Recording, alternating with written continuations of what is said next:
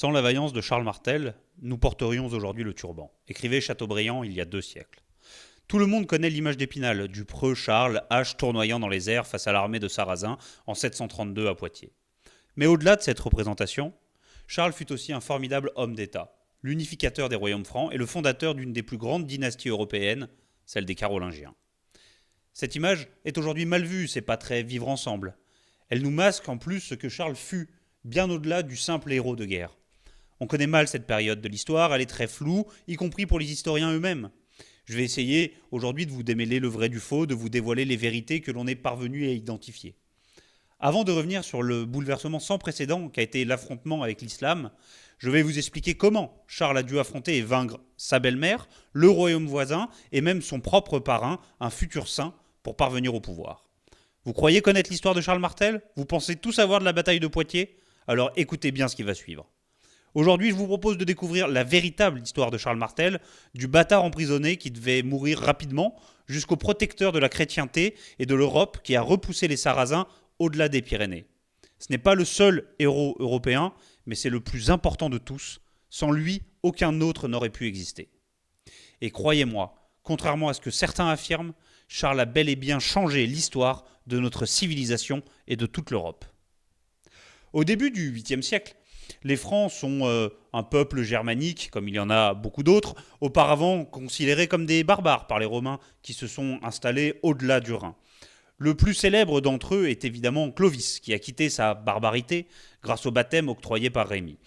2 siècles après, les Francs dominent le nord de l'actuelle France, c'est-à-dire de la Meuse à la Loire, de la Champagne jusqu'aux Vosges.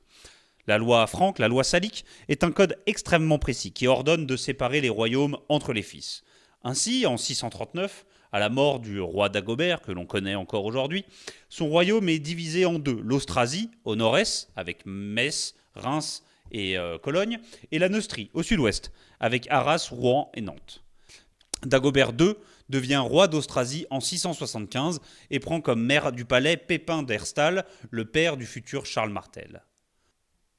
L'arrivée au pouvoir de ce Pipinide et le renversement du roi précédent déclenchent la guerre avec le voisin neustrien, et cette guerre se termine par une victoire éclatante pour l'Austrasie. Le royaume franc est réunifié derrière un seul roi, et Pépin d'Herstal domine, lui, les deux palais. Ces années troublées sont marquées par la prise du pouvoir progressif des maires du palais qui dépossèdent leur roi de leurs prérogatives. Ils étaient bien aidés en cela par les nobles, trop heureux d'échapper à l'autorité royale pour régner en maître sur leurs terres. Des familles de maires du palais sont combattues, voire haïes par les familles régnantes.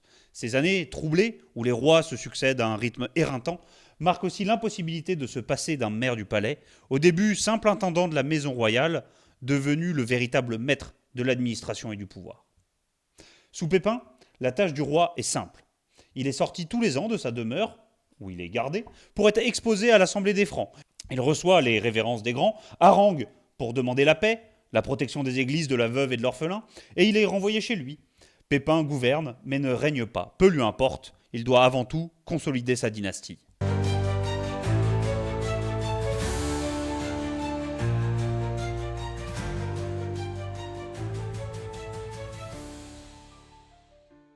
Consolider une dynastie, ça passe évidemment et avant tout par assurer sa descendance. Et chez les Francs, par une descendance mâle, puisque la loi salique établit la règle patrilinéaire et agnactique, c'est-à-dire que seuls les mâles peuvent hériter. C'est pourquoi la monogamie n'est pas franchement à la mode chez les nobles. Et pourtant, nous sommes bien dans le monde catholique. Mais au 7e siècle, les règles et les dogmes sont encore en pleine définition. On ne peut pas vraiment parler de polygamie, au sens de la multiplicité des épouses.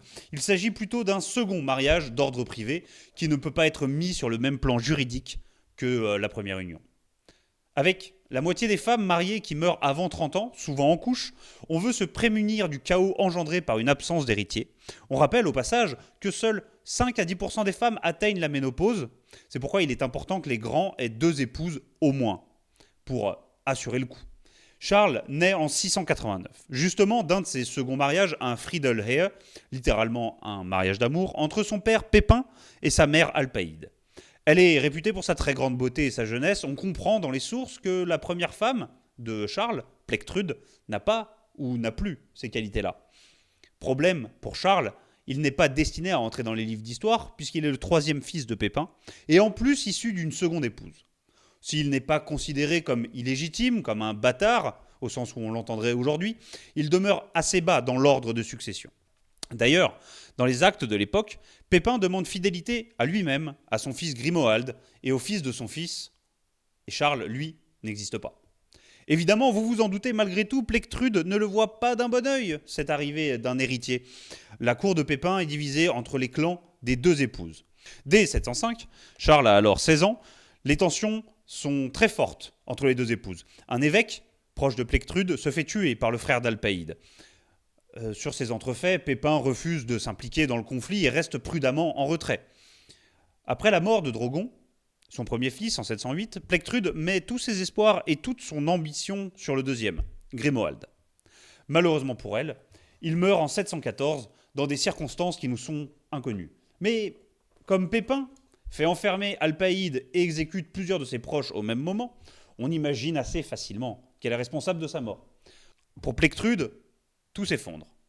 Le premier héritier de Pépin s'appelle désormais Charles, qui lui a déjà des enfants, dont un premier fils, Carloman, né en 710. Là-dessus, nouvelle secousse, Pépin décède en 714 lui aussi. Je vous laisse imaginer alors l'immense chaos qui règne. L'héritier de la première épouse est mort, le maire du palais est mort, il ne reste que 2 épouses, dont la seconde seulement a un fils. Plectrude ne se laisse pas faire, et elle fait nommer le fils de Grimoald, son petit-fils donc, âgé de 6 ans, maire du palais. Charles, lui, est envoyé se faire enfermer à Cologne. Là, on peut se demander pourquoi une telle clémence. Pourquoi, comme tant d'autres avant elle, Plectrude ne fait pas purement et simplement tuer Charles qu'elle tient entre ses mains. Vraisemblablement parce que Charles ne semble pas représenter un grand danger, qu'il n'est pas très important. Si Plectrude a assis son autorité en Austrasie, dans l'Est, les choses bougent beaucoup, en Neustrie, dans l'Ouest. Ainsi, les Neustriens partent en guerre contre leurs voisines et massacrent son armée en 715, avant de proclamer leur indépendance et de ravager l'Austrasie avec l'aide des Saxons et des Frisons, des Allemands et des Hollandais, pour simplifier, qui attaquent au nord et à l'est. Plectrude se réfugie à Cologne, où elle est assiégée. Ça sent la fin, déjà, après seulement une petite année au pouvoir. Heureux hasard, Charles est lui aussi enfermé à Cologne. Il sort de sa prison au cours du siège, sans qu'on sache vraiment comment, même si selon toute vraisemblance, c'est Plectrude elle-même qui l'a mis dehors pour qu'il parte en guerre contre l'armée qui ravage leurs terres. Et pour le coup, elle a raison, puisque Charles parvient aussitôt à rassembler une armée pour faire la guerre aux Neustriens et aux Frisons. Il trouve refuge dans la forêt des Ardennes où il entame ce qu'on n'appelle pas encore une guérilla. Il devient pourtant un véritable chef de guerre qui harcèle ses ennemis, mené par Ragenfred, ou Rinfroid, le maire du palais de Neustrie.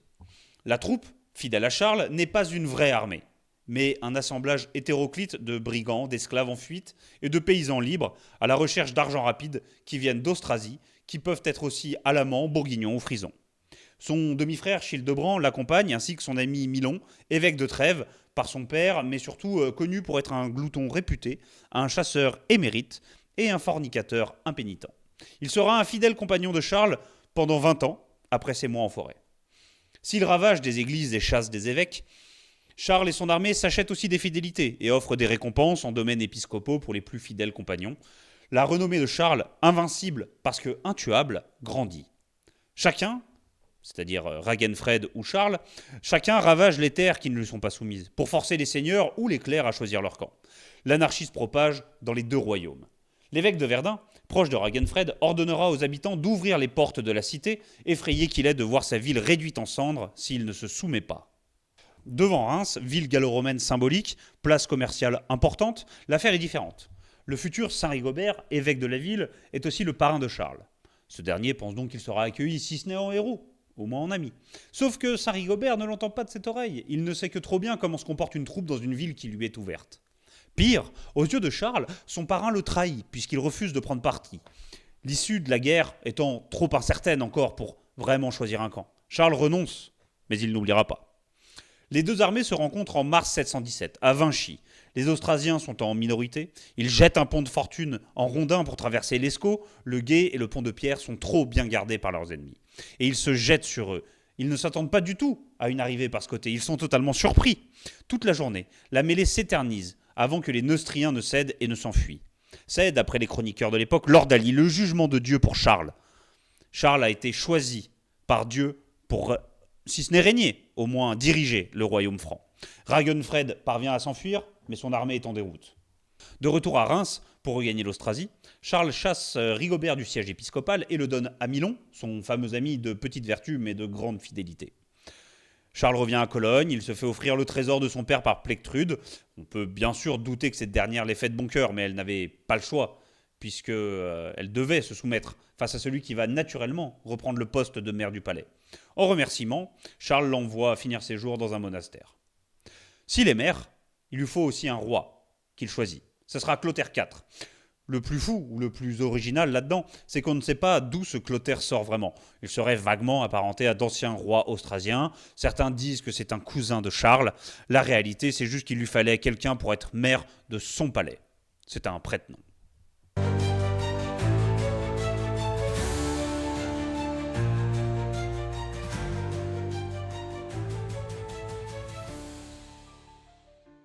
Charles est donc maître en son royaume réunifié. Enfin, son royaume, celui du roi Clotaire, techniquement. Maire du palais chrétien, Charles veut se concilier l'Église, et notamment le pape. Il part de loin. Le clergé n'a pas oublié les abbayes ravagées, les évêques rançonnés ou tout simplement chassés. Mais le pape Grégoire a besoin du franc pour faire pièce aux Lombards et à leur roi Liutprand, qui menace constamment Rome. Pris en tenaille entre l'Empire byzantin, qui légalement règne sur la péninsule italienne, mais perd jour après jour les moyens d'appliquer sa loi, et le royaume lombard, qui gagne en puissance, le pape recherche la protection du puissant Charles, dont on dit qu'il est invincible. Une histoire qui se répétera d'ailleurs quelques décennies plus tard avec le petit-fils de Charles, Charlemagne. De son côté, le franc veut le soutien de l'Église dans sa lutte contre les païens frisons et saxons, dont l'une des activités favorites consiste à organiser des raids pour piller les richesses franques. Or, puisqu'ils sont païens, l'Église se donne pour mission de les convertir, de gré d'abord, de force si nécessaire. Elle envoie donc un missionnaire, l'évêque Boniface, pour ramener à Dieu ces hordes barbares. Boniface et Charles vont s'entendre à merveille. L'un pour convertir sous la protection des haches franques, l'autre pour légitimer ses actions militaires en Frise et en Saxe. Boniface ramène un peu d'ordre dans les églises et le clergé locaux. On voit aujourd'hui l'Église catholique comme une machine politique et administrative très riche et très puissante. Ce n'est évidemment pas encore le cas à l'époque. La foi et le dogme sont extrêmement libres. Pour vous donner un exemple, Adalbertus est un gallo-romain qui se dit évêque et prétend avoir des conversations directement avec Dieu. Il est suivi par des centaines de fidèles qui ramassent ses rognures d'ongles et ses cheveux pour en faire des reliques. Boniface adopte une attitude absolument intransigeante avec les mœurs et les cultures païennes qu'il rencontre. Les conversions suivent les interventions quasi annuelles de Charles qui, à bout de patience, ravage la Saxe en 724, 728, 729 et étend ses campagnes jusqu'en Souabe, au cœur de l'Allemagne actuelle. En son royaume, Charles fait preuve d'une formidable volonté organisatrice, plaçant ses fidèles au poste clé. Évêques, abbés ne sont, à ses yeux, que les agents du pouvoir politique. Le seul critère qu'il retient pour les choisir, la fidélité envers sa personne. Il arrive régulièrement que les abbés et les prélats ne soient pas des membres du clergé au sens strict. À leur mort, les terres appartenant aux évêques reviennent au pouvoir civil, qui peut ainsi continuer à récompenser ses soutiens. Soutiens qui en vivent évidemment confortablement. Les dérives sont importantes, mais ça n'a aucune importance pour Charles. Boniface observe de près et s'en alarme d'ailleurs auprès du pape.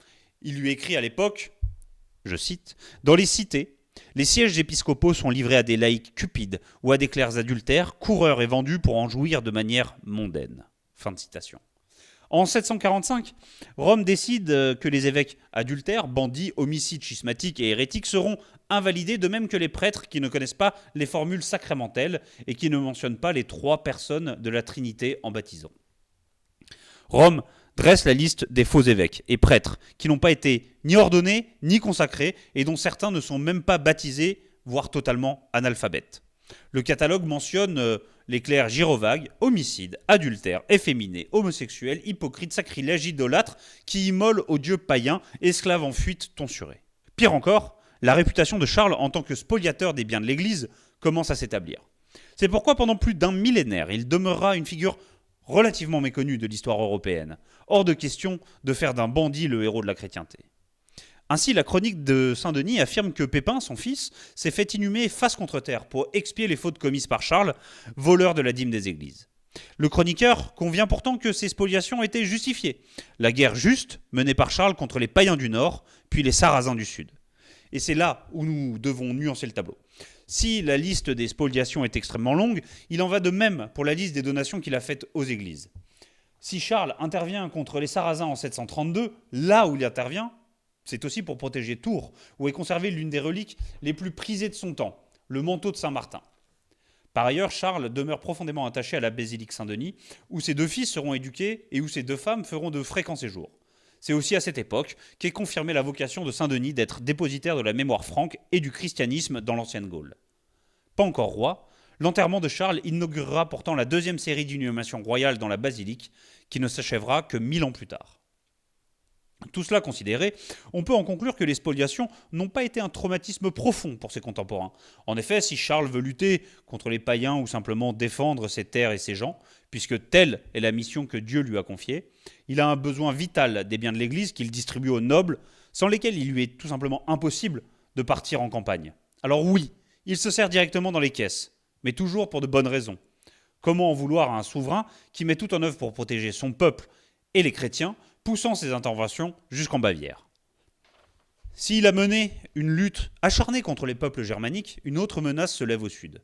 Une menace dont ni Charles, ni aucun de ses contemporains ne perçoit l'infini danger. Cette ombre, qui grandit, menace d'engloutir la civilisation de l'Europe chrétienne, encore jeune et fragile.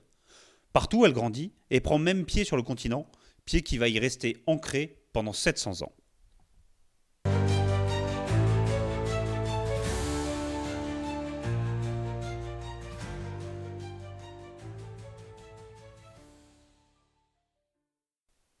En 632, à Médine, un vieil homme de 63 ans s'éteint. 100 ans après, le culte qu'il a fondé atteint son apogée avec la conquête de l'Espagne. Des étendues arides du désert, les cavaliers arabes ont posé leurs sabres sur l'intégralité de l'Afrique du Nord, l'Empire perse, une partie de l'Empire byzantin et même jusqu'aux confins de la Chine. La petite secte de Chamelier est devenue l'une des plus extraordinaires aventures militaires depuis Alexandre le Grand. Motivé par la foi, la soif de pouvoir et un butin abondant, rien ne semble pouvoir arrêter l'expansion de ceux qu'on appelle alors les Sarrasins. Depuis le début du 8e siècle, la Méditerranée occidentale, les côtes de Provence et de l'Espagne subissent leurs raids incessants d'où ils ramènent de l'or et des esclaves. Une traite qui ne s'arrêtera qu'après la colonisation du Maghreb au 19e siècle. En 710, depuis l'Afrique, Moussa, le gouverneur sarrasin de l'actuelle Tunisie, envoie quelques centaines d'hommes franchir le détroit de Gibraltar pour explorer et pour piller. Les femmes qu'ils en ramènent, éblouissent tant ses contemporains que des chroniqueurs écrivent immédiatement que Moussa a été choisi par Dieu pour conquérir l'Espagne et convertir les infidèles. La chronique musulmane d'Al-Koroni déclare que l'Espagne est un pays rempli de trésors de toutes sortes dont les habitants font de très beaux esclaves. Il faut bien comprendre la différence fondamentale qu'il existe entre les Européens, qu'ils furent d'Espagne, du Languedoc ou des royaumes francs, et les Sarrasins. Ces derniers sont aussi, et surtout, motivés par le motif religieux. Dieu leur a donné mission d'imposer leur religion aussi loin que possible. Le pillage est indissociable de la volonté de convertir, comme témoigne le juge Al-Kouchani, mort en 741, à propos du gouverneur d'Al-Andalus, Al-Salouli. C'est un homme courageux, champion de la guerre sainte, guerrier de la frontière, brûlant du désir de causer du mal aux polythéistes chrétiens qui divisent Dieu en 3, Père, Fils et Esprit.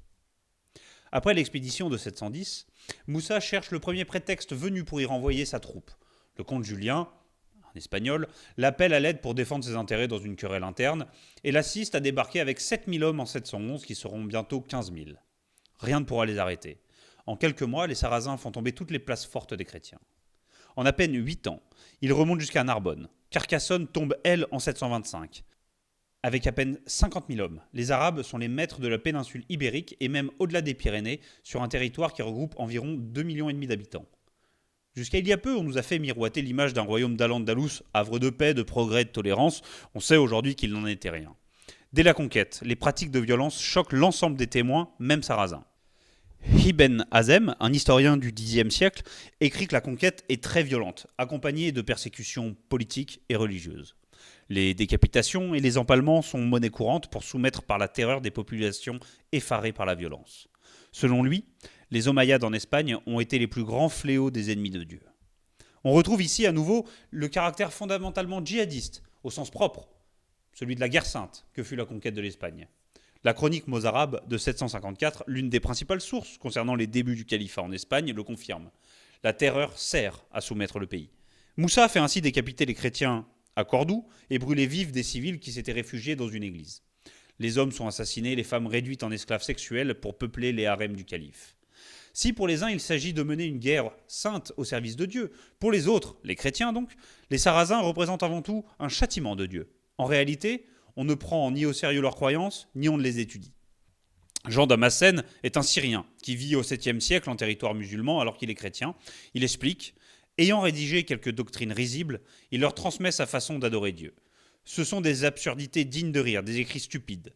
Ils nous accusent d'idolâtrie parce que nous prosternons devant la croix qu'ils ont en horreur. Nous leur disons alors « Pourquoi donc vous frottez-vous à cette pierre dans votre Kaaba et aimez-vous la pierre au point de l'embrasser ?» Les Européens ne reconnaissent pas la qualité de croyants aux musulmans, uniquement de barbares violents. C'est pour ça que les chrétiens imaginent qu'une fois que Dieu aura achevé sa punition, les Sarrasins partiront, par miracle.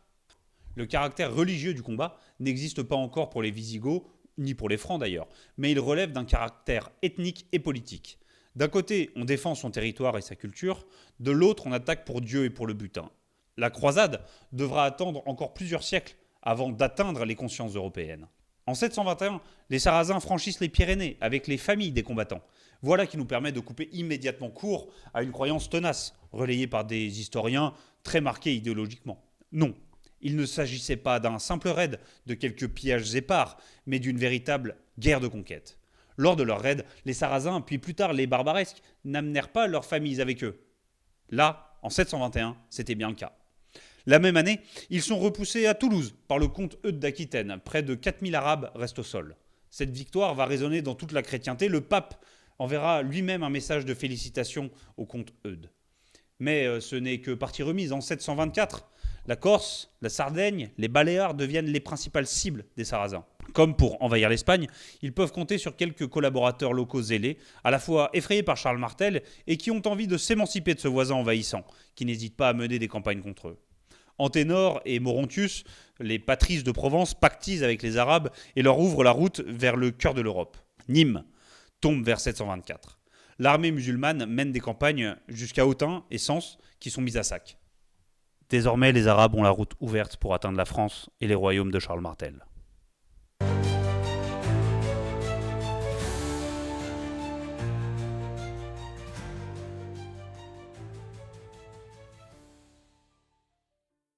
Au début des années 730, un chroniqueur arabe s'enthousiasme sur la situation en Gaule. Le vent de l'islamisme soufflait dès lors de tous les côtés à la fois. A raison, puisque les incursions arabes se multiplient dans la vallée du Rhône, Vienne, Lyon, Mâcon et même Chalon-sur-Saône sont incendiés. Abdelrahman a le même projet pour les royaumes francs que pour l'Espagne. D'ailleurs, n'est-il pas choisi par Dieu ? En quelques années, il a conquis l'Ibérie et pris pied au nord des Pyrénées. Rien ne lui résiste. Le royaume wisigoth s'est effondré comme un château de cartes. Il en sera pareil pour l'Aquitaine d'abord et les Francs ensuite. Conquérir, soumettre, puis islamiser, transformer les églises en mosquées, voilà le projet du seigneur de guerre musulman, qui ne perd pas des yeux que sa troupe, hétéroclite, a besoin de victoire et de butin pour rester unie. Les préparatifs de sa campagne sont d'une ampleur inédite. Des hommes viennent de toutes les terres soumises aux musulmans, de l'Égypte à l'Atlas, de la Syrie au désert arabe. On estime que près de 20 000 soldats sont rassemblés, davantage que pour l'expédition en Espagne. Mais ce qui surprend encore plus les témoins, on le sait par les chroniqueurs de la fin du siècle, c'est la présence de leur famille à leur côté. Paul Diacre nous informe que les Sarrasins venant avec femmes et enfants entrèrent en Aquitaine comme pour s'y installer. Un autre confirme, ils avaient emmené leurs équipements et tout ce qu'ils possédaient comme s'ils allaient demeurer pour toujours en royaume de France. Tout compris, l'effectif de l'expédition monte à 60 000 individus. On rappelle à titre de comparaison que les grandes invasions barbares qui entraînèrent la chute de l'Empire romain d'Occident comptèrent en tout et pour tout 200 000 personnes. C'est dire l'immense masse qui s'apprête à déferler sur la Gaule et en premier lieu sur l'Aquitaine, une cible de choix. L'Aquitaine se trouve dans une position très précaire. La pression sarrasine s'accentue au sud pendant que Charles continue ses interventions au nord, à Bourges notamment. Les musulmans foncent sur Bordeaux, où réside le duc Eudes. L'objectif, au-delà de contrôler la Garonne, aurait été de s'emparer de lui, pour que s'effondre le duché et que certains de ses vassaux se rallient aux musulmans, comme ce fut le cas en Espagne. L'affrontement est si violent qu'on ne peut pas en compter les morts, selon les témoins. Dans le même temps, une autre armée déferle sur la Septimanie et remonte la vallée du Rhône. Le royaume franc et l'Aquitaine sont menacés sur deux flancs à la fois. Eudes parvient à s'enfuir et à se rendre à Paris, d'où il appelle à l'aide Charles. Le maire du palais ne porte pas le duc dans son cœur. Ils se sont affrontés à plusieurs reprises, il a hébergé des ennemis des Francs, il a refusé de se soumettre à son autorité. Mais face à l'urgence, Charles fait le choix de la raison. L'ennemi implacable n'est pas l'Aquitaine. Il ne perd sans doute pas de vue non plus l'intérêt politique. Son armée ayant mis le pied en Aquitaine, son autorité y sera renforcée. Abd-el-Rahman quitte Bordeaux, direction le nord. Les Sarrasins évitent soigneusement d'attaquer la cité de Poitiers elle-même, qui est très bien défendue. Ils visent l'abbaye Saint-Martin à Tours, dont la richesse est réputée fabuleuse, avec notamment le manteau du saint, l'une des plus précieuses reliques de l'époque. Sauf qu'entre Poitiers et Tours, il y a désormais l'armée de Charles Martel, renforcée de troupes aquitaines. Abd-el-Rahman a le choix. Soit, riche d'un important butin, il fait demi-tour, il se retranche, soit il fonce sur les Francs, pour les détruire et mettre la main sur l'ensemble de la Gaule. À nouveau, s'il ne s'était agi que d'un raid, d'une expédition de pillage, il aurait fait le premier choix. Mais Abd-el-Rahman continue sa route et cherche l'affrontement. Son objectif est désormais d'anéantir l'armée des infidèles et de venger l'humiliation de la défaite de Toulouse en 721. Le sabre vengeur de son dieu doit s'abattre sur les Européens qui ont osé le vaincre, et qui aujourd'hui encore ont le culot de s'opposer à ses desseins. Face à ces 20 000 guerriers, 15 000 chrétiens se tiennent en armes. Les soldats de Charles sont aguerris, eux qui chaque année sont partis en campagne contre les Saxons. Ce sont des hommes libres, ce ne sont ni des esclaves ni des serfs, ils ont bien conscience de protéger leurs terres. Si les cavaliers arabes sont réputés, les Francs ont depuis peu développé la cavalerie lourde, l'équivalent du char d'assaut de l'époque, à même de briser les lignes de fantassins qui se trouvent sur son chemin et sous ses sabots. Les batailles de l'époque sont rarement des exemples de stratégie militaire. Néanmoins, le choix du terrain de l'affrontement reste essentiel. C'est d'ailleurs pourquoi les deux armées enchaînent pendant plusieurs jours les escarmouches sans se faire face. Chacun cherche la meilleure disposition possible. Selon la légende, c'est au cours de ces mouvements que Charles aurait offert une épée à la chapelle Sainte-Catherine de Fierbois, épée qui sera remise 700 ans plus tard à une certaine Jeanne d'Arc, elle aussi en mission pour libérer la France. Le 25 octobre 732, l'affrontement décisif commence dans une clairière. La formation serrée des Francs se met en place, les ailes appuyées sur la forêt pour empêcher les rapides cavaliers ennemis de tourner leur position. Comme le recommandait leur prophète, les cavaliers arabes chargent après la prière de midi, mais se brisent sur le mur des fantassins. Ils s'y reprennent une fois, 2 fois, 3 fois, sans jamais parvenir à percer la muraille franque, dont les haches font un carnage parmi les hommes et les chevaux. Les armes s'entrechoquent, les armures encore légères sont percées facilement. Épuisée, l'armée arabe ne peut empêcher Eudes et la cavalerie franque de contourner leur dispositif pour les prendre à revers. Les musulmans sont proches de l'anéantissement.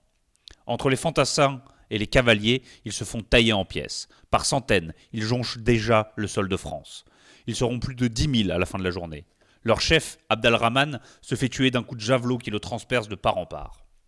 Les restes parviennent à se replier dans leur camp pour protéger le butin à la tombée de la nuit. Les Francs restent à proximité, prêts à reprendre et terminer une bonne fois pour toutes le combat dès l'aube. Ils comptent leurs morts, à peine 1 millier. Des sentinelles sont postées face au camp. Charge à elles de repérer tout mouvement de l'ennemi qui agirait par lâcheté en s'enfuyant ou par traîtrise en attaquant. Mais elles ne serviront à rien, elles ne verront rien. Le lendemain, les Francs pénètrent dans le camp, il est complètement vide. Les Arabes refluent, l'invasion est stoppée. Cette défaite entrera dans l'histoire des Sarrasins. Ils appelleront la route menant à la bataille le Sentier des Martyrs. 1300 ans après, le nom n'est pas oublié puisque la mosquée géante de Poitiers s'appelle le Pavé des Martyrs, en référence évidemment à la bataille de 732, comme l'a affirmé Boubaker El Hadjamor, son recteur, qui déclare à un média qatari, après la conquête par le sabre, nous voulons faire de ce centre islamique une nouvelle étape de la conquête musulmane, mais d'une autre façon. Quand il relate cet épisode de l'histoire, le chroniqueur mozarabe est le premier à employer le terme d'Européen, par opposition aux Arabes et aux musulmans. Le père de l'histoire anglaise, un moine appelé Bède le Vénérable et contemporain de Charles, précise d'ailleurs que l'Europe se compose de la Gaule, de la Germanie, de l'Espagne et de l'Italie. La prise de conscience d'une identité particulière ne peut grandir qu'à travers l'autre. Celui qui diffère fondamentalement de nous renvoie à notre propre spécificité. Pour le dire simplement, je me rends compte que je suis français quand je vais en Suisse ou en Hongrie, mais je prends conscience que je suis européen quand je visite la Turquie ou le Japon. La victoire de Poitiers va d'ailleurs faire naître une autre idée qui s'avérera cruciale pour l'avenir de la civilisation européenne, la lutte nécessaire et fondamentale des Européens contre les invasions arabo-musulmanes. Lutte qui ne sera que trop rarement unanime, les rois de France jouant en l'occurrence bien trop souvent le mauvais rôle, préférant transformer l'église de Toulon en mosquée que de renvoyer les barbaresques dans leur port.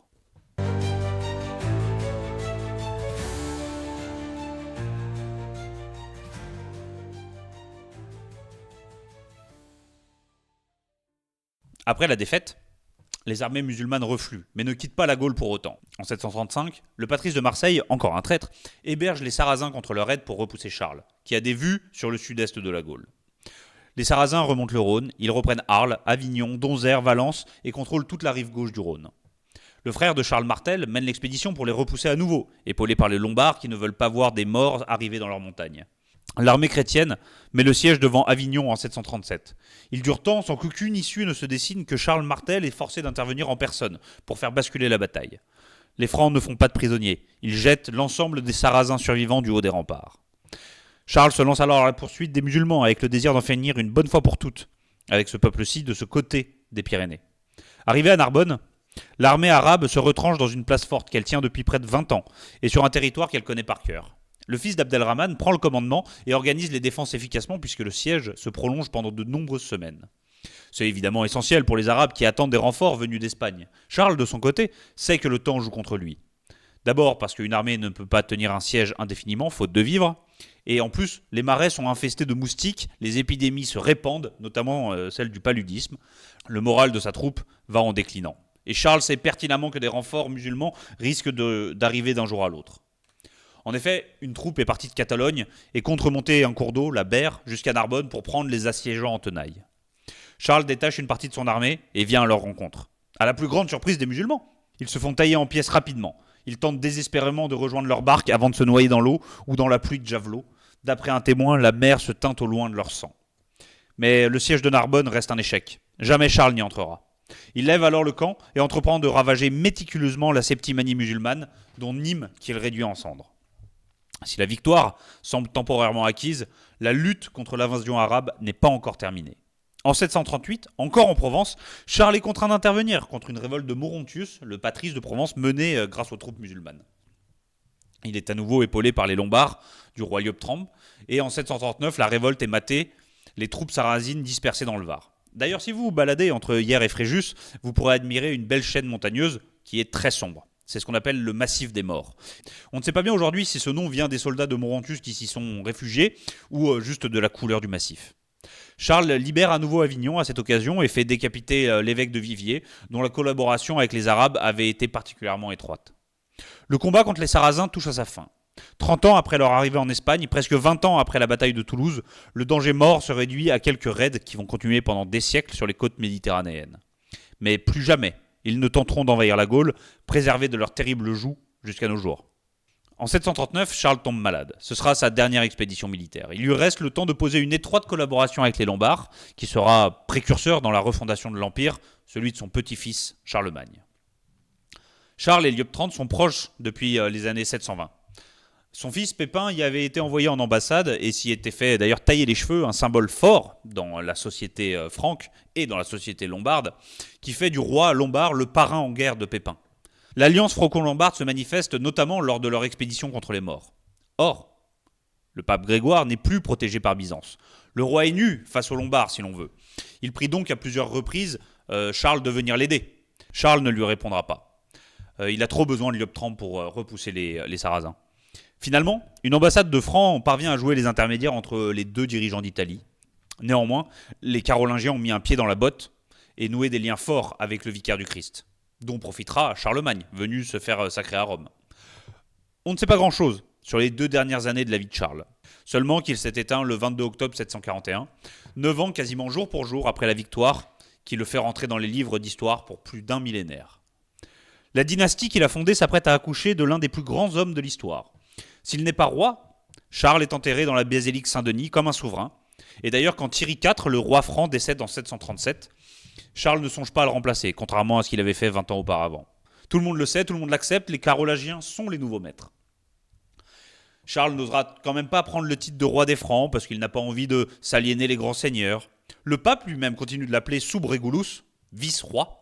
Ce pas symbolique ne sera franchi que par son fils, Pépin le Bref, avec l'onction du pape, selon le mot célèbre de Zacharie. Il vaut mieux appeler roi celui qui a, plutôt que celui qui n'a pas le pouvoir. L'intérêt de Zacharie est évidemment de se garantir le soutien des Francs, alors que les Lombards restent menaçants. Mais n'allons pas trop vite. Pépin le Bref et Carloman, les 2 fils de Charles, se partagent le royaume à sa mort, selon la tradition mérovingienne, après avoir consulté les grands.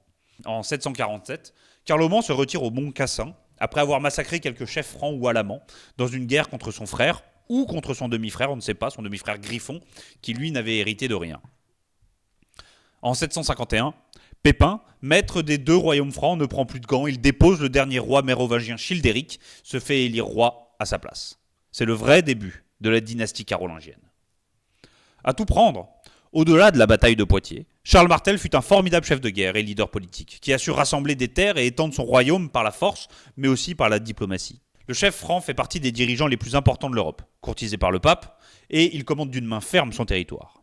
Si la Bavière et l'Aquitaine restent relativement indépendantes, la Provence encore exposée aux raids musulmans, il n'en reste pas moins que les Francs sont à l'aube de leur règne. Ne seront-ils pas empereurs 2 générations plus tard ? Les rois de France ne s'y tromperont pas d'ailleurs, puisqu'ils se revendiqueront du sang bleu des Francs et pas de l'héritage des Gaulois. C'est d'ailleurs pour ça que les républicains s'identifieront aux Gaulois lors de la Révolution française. Cette monarchie, la monarchie franque, va se lier avec Rome pendant plus d'1 millénaire. Sauveur de l'Europe chrétienne, précurseur de l'Empire, fondateur d'une dynastie, chef de guerre sans égal en son temps, Charles Martel ne peut laisser personne indifférent. Et surtout pas le jeune Européen en quête de son histoire et de ses racines. Il a sauvé la France de 7 siècles de bataille pour sa libération, comme les ont connus nos voisins espagnols. Il a surtout fait entrer dans la très grande histoire un peuple franc que pas grand-chose ne destinait à pareille renommée, si ce n'est un inestimable courage et une prouesse sans pareille pour la chose militaire. Quittons-nous sur ce poème de Ronsard écrit en 1572. Ce jour, Martel aura tant de courage qu'apparaissant en hauteur davantage que de coutume, on dira qu'un grand dieu vêtant son corps aura choisi son lieu. Lui tout horrible en armes flamboyantes, mêlant le fifre aux trompettes bruyantes, et de tambours rompant le ciel voisin, éveillera le peuple sarrasin, qui l'air d'autour emplira de hurler. Tel au combat sera ce grand Martel, qui plein de gloire et d'honneur immortel, perdra du tout par 1000 beaux trophées, des Sarrasins les races étouffées, et des Français le nom victorieux, par sa prouesse enverra jusqu'aux cieux.